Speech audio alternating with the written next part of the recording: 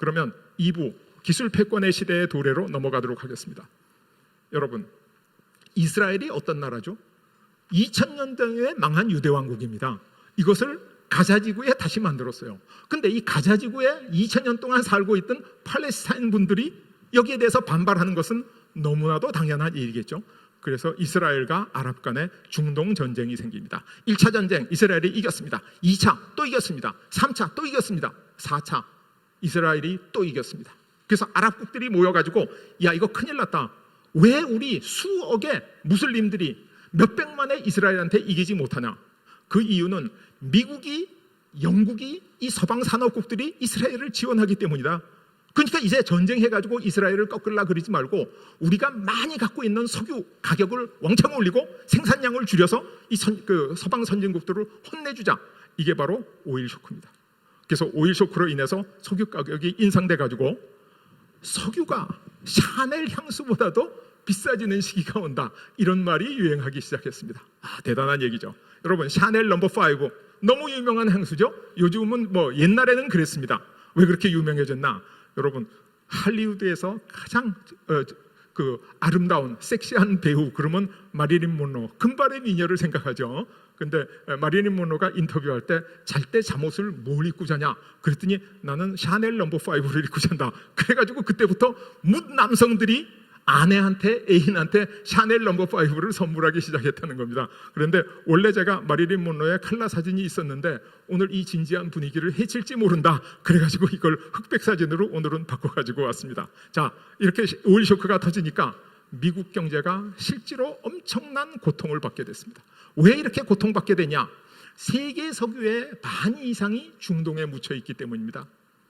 그래서 세계 석유의 반 이상이 묻혀있는 중동 국가들이 석유값을 올려가지고 서방 국가들을 혼내줘야 되겠다. 여러분, 이게 말이 됩니까? 인류 역사가 시작한 이래 단 한 번도 약한 나라가 힘을 모아서 강한 나라를 혼내준 적이 없습니다.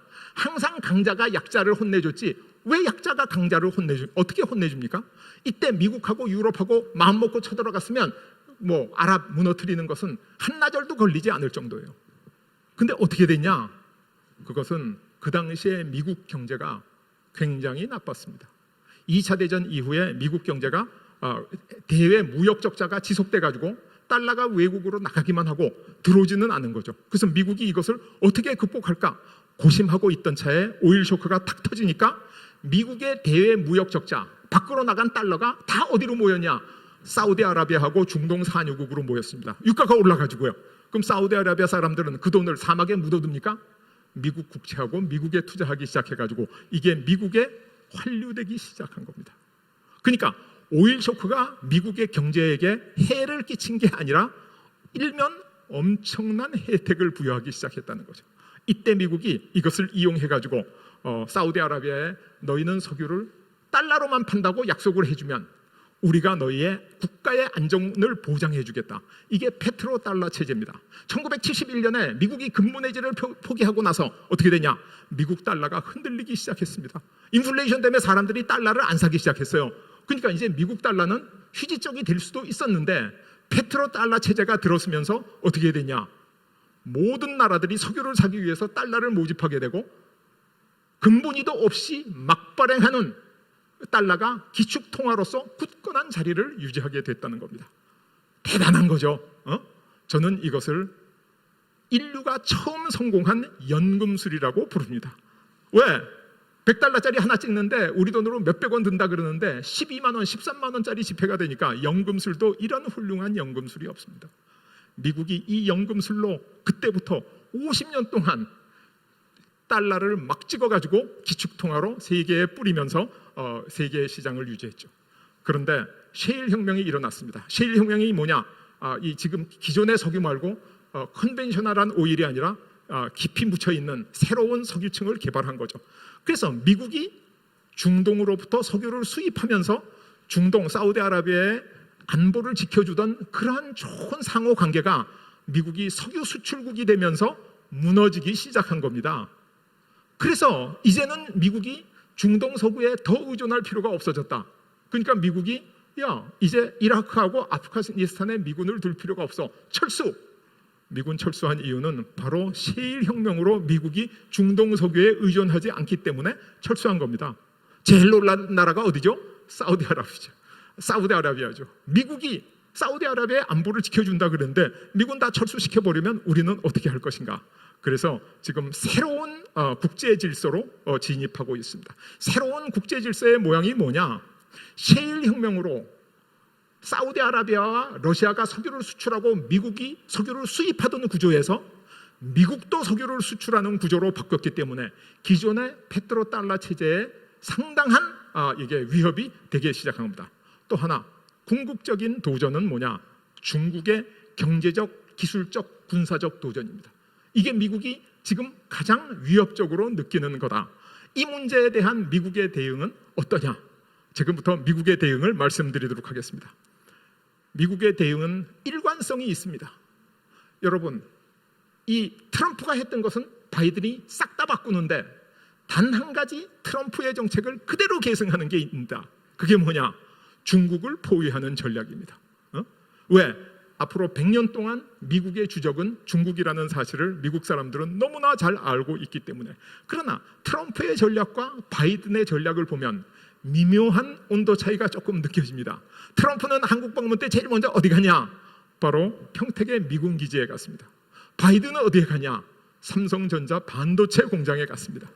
이게 그 미묘한 차이를 설명해 주는 거다.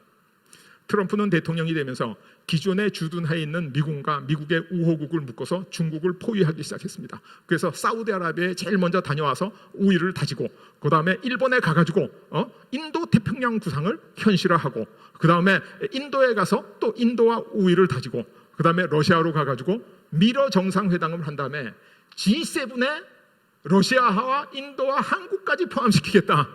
그런 주장을 해서 EU 국가들, 나토 국가들한테 엄청난 반발을 사기 시작합니다. 그런데 이 트럼프의 중국 포위 전략이 가지고 있는 단 한 가지 맹점이 있다면 그 맹점이 뭐냐? 바로 EU가 여기에 100% 동의하지 않는다는 겁니다. 유럽 국가들이. 왜 그러냐?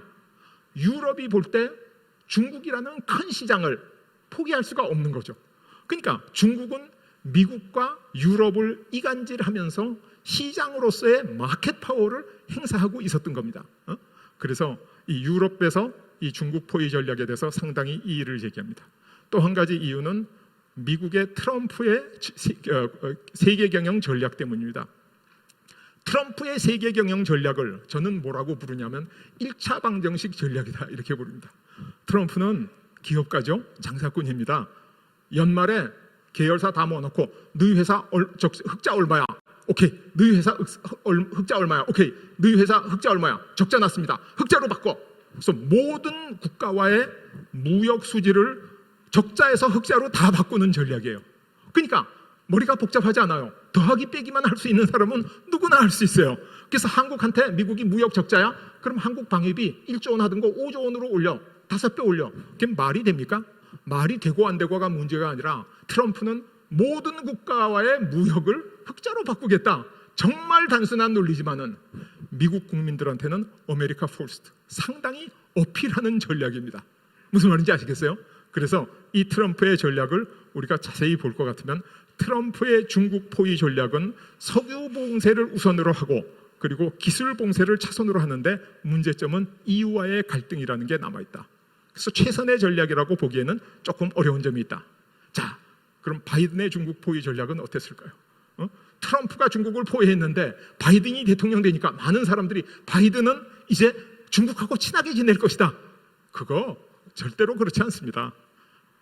미국이 가지고 있는 인류 문명사적 대외의 전략은 일관성이 있게 그대로 유지됩니다. 그래서 바이든은 제일 처음에 일본과 인도, 호주를 묶어가지고 쿼드 협력을 만들어내고 그 다음에 영국과 호주를 묶어서 오커스 원자력 핵잠수함 기술을 공유하는 전략을 만들고 그래서 외곽에서부터 중국을 서서히 포위해 가는데 어느 날 갑자기 러시아 우크라이나 전쟁이 터졌습니다. 이 절호의 기회를 미국이 놓칠 리가 없는 거죠. 그래서 나토 국가들하고 친서방 국가를 묶어가지고 러시아에 대한 제재를 감행하기 시작합니다. 나토가 주축이 된 제재는 서쪽에서부터 러시아를 압박하고 인도 태평양 국가들을 묶어가지고 동쪽에서부터 러시아를 압박하고, 그러면서 러시아 압박 우크라이나 전쟁의 제재 대상에 중국을 끼워 넣어버렸습니다. 이제는 나토는 미국과 다른 행동을 할 수 없는 세계적인 명분이 완전히 서버린 거죠. 그래서 미국 포위를 시작했습니다. 그래서 나토 정상회담에 일본, 호주, 뉴질랜드를 초청해가지고 포위 전략을 구성해 나갑니다. 그리고 일본과 한국과 대만을 묶어서 치포 전략을 만들어서 중국 기술의 심장부를 공격하기 시작합니다. 이게 바로 미국의 전략이죠. 그래서 미국의 전략은 러시아와 중국을 묶어서 함께 포위하는 전략이다, 이렇게 이해하시면 틀림없습니다. 그런데 러시아 우크라이나 전쟁이 끝나면 어떻게 될 것인가? 아마 러시아 우크라이나 전쟁이 끝나고 나면 미국이 러시아를 구슬려서 다시 중국을 포위하는 전략으로 가지 않을까, 저는 그렇게 조심스럽게 예측하고 있습니다. 그래서 러시아와 중국을 함께 포위하면 러시아의 석유가 중국으로 흘러들어가는 것은 막을 수 없지만은, 지금 바이든의 생각이나 4차 산업혁명의 문명사적 추세는 이제 석유의 시대는 가고 기술의 시대가 온다. 그래서 기술 포위 전략이 훨씬 더 유리한 전략이라는 겁니다.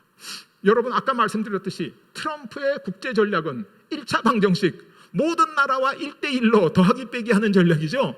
그러나 노회한 정치가 미국의 모든 지성을 대표하고 있는 바이든은 그게 아니다. 미국은 세계를 이끌어가는 나라야. 그래서 세계 각국의 고차 방정식을 풀어야 돼. 트럼프는 너희끼리 싸우든지 찢든지 뽑든지 그건 내 일이 아니야, 나는 관계없어, 이렇게 들어가는데 바이든은 거기에 대해서도 내가 모든 책임을 지겠다. 그런데 이런 복잡한 국제관계의 고차 방정식은 풀어집니까? 안 풀어집니까? 고차 방정식이라는 건 풀리지 않습니다. 그럼 어떻게 돼야 되느냐? 고등수학을 공부해 본 사람은 누구나 알죠. 고차 방정식은 푸는 방법은 이걸 변수를 하나씩 줄여서 저차 방정식을 만드는 거예요. 변수를 줄여나가면 되는 겁니다. 4차 방정식을 3차, 3차를 2차, 2차를 2차, 그럼 답 그냥 나오죠. 그런데 마침 우크라이나 전쟁이 터졌습니다. 미국과 사우디아라비아와 러시아가 석유를 서로 수출하려고 그러면 전쟁이 생기는데, 우크라이나 전쟁 때문에 미국이 러시아의 석유와 가스 수출에 대해서 제재할 권리를 가져버린 거예요. 그럼 어떻게 되죠? 석유 수출국이 세 나라가 싸우다가 치킨 게임을 하다가 두 나라로 줄어들면 미국은 사우디아라비아하고 협상이 가능해집니다. 사우디아라비아하고 협상이 가능해지면 중동의 앙숙인 시아파와 그 수니파, 그래서 적대국 이란과의 핵 협상이 가능해집니다. 그러면 미국한테 남는 것은 뭐냐? 바로 중국이라는 주적 하나만 남는 결과를 초래하게 됩니다. 이게 바이든의 전략이죠. 그래서 바이든의 중국 포위 전략은 기술 봉쇄를 우선해서 나토를 결속시켜가지고 우크라이나 전쟁을 이용해서 외곽에서부터 전부 포위를 하다가, 그러다가 이제 러시아에 대한 석유 제재 이걸 가지고 이끌어가는 거다, 그렇게 볼 수 있죠. 여러분, 제가 아까 말씀드렸죠. 오일 쇼크라고 하는 전대미문의 이 큰 사건을 계기로 미국은 그것을 미국 경제에 유리하게 활용했습니다. 어떤 사람들은 오일 쇼크를 일으킨 게 혹시 미국이 아닌가라는 음모론을 제기하는 사람도 있지만은 저는 그렇게 생각하지 않습니다. 미국은 오일 쇼크를 미국의 국익에 유리하게 활용할 수 있는 엄청난 외교적인 정책적인 능력이 있는 나라입니다. 위기를 기회로 만들었다는 게 바로 그거죠. 우크라이나 전쟁도 마찬가지입니다. 지금 우크라이나 전쟁으로 인해서 미국이 러시아와 중국을 포위망을 아주 견고하게 만들 수 있었는데, 우크라이나 전쟁을 미국이 일으켰다고 얘기하는 사람도 일부 있습니다. 저 시카고 대학교의 저명한 정치 경제학자 미어 샤이모 교수는 우크라이나 전쟁을 일으킨 것은 러시아가 분명하다. 그러나 여기에 대한 책임은 미국한테 있다, 이렇게 완곡하게 표현하고 있습니다만은 저는 어떻게 평가를 하느냐? 미국은 우크라이나 전쟁이 일어나니까 이것을 최대한 활용해서 미국 국익에 가장 많은 도움이 될 수 있도록 활용하고 있는 나라다.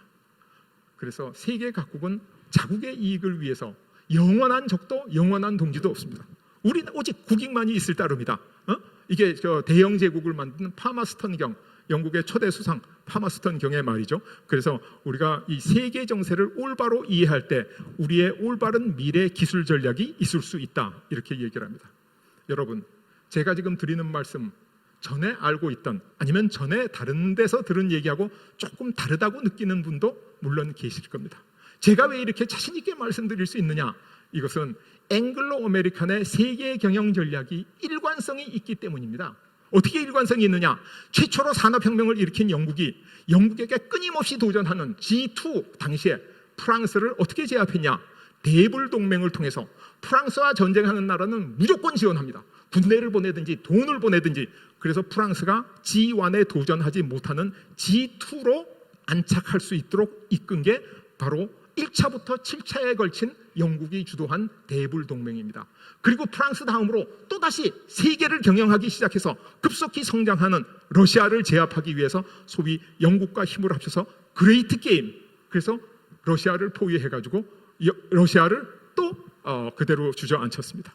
이게 바로 앵글로 아메리칸의 패권 전략입니다. 그 다음에 어떻게 됐냐? 독일과 일본의 도전을 막기 위해서 영국과 미국이 손을 잡고 석유를 중심으로 해가지고 독일과 일본을 포위하기 시작합니다. 일본은 세계대전에 참전하지 않으려고 그랬는데 ABCD 라인이라는 아메리칸, 브리튼, 차이나, 더치 이 석유 금수 조치 때문에 전쟁을 하지 않을 수 없었어요. 그리고 2차 대전이 끝나자 미국이 소련을 냉전으로 포위하기 시작했습니다. 그래서 석유로 포위해서, 그래서 소련이 무너질 때 유가가 그렇게 하락하지 않았으면 소련이 무너지지 않았을지도 모른다. 그래서 군사적으로 포위하는 시절부터 석유로 포위하는 시절로 넘어갔는데 지금 미국은 중국을 우선적으로 포위하느냐, 러시아와 싸잡아 포위하느냐 하는 두 가지 전략, 기술 포위 전략의 시대로 넘어갔다는 겁니다. 군사적으로 포위하는 전략의 시대는 옛날입니다. 그 다음에 석유로 포위하는 전략은 그 다음이에요. 그리고 지금은 기술로 포위하는 시대가 왔다. 그래서 오늘 이 기술 패권에 관한 미래 전략 컨퍼런스가 앞으로 대한민국의 미래를 위해서 정말로 중차대한 컨퍼런스가 될 거다. 저는 그런 확신을 가지고 있습니다. 그래서 제 2부의 결론이 뭐냐? 미구중 패권 전쟁의 핵심은 기술 패권과 석유 패권이다. 그리고 한국 경제 발전의 필수 요소는 미국, 러시아, 일본, 중국 4강과의 건전한 경쟁과 아주 협력이다. 이겁니다.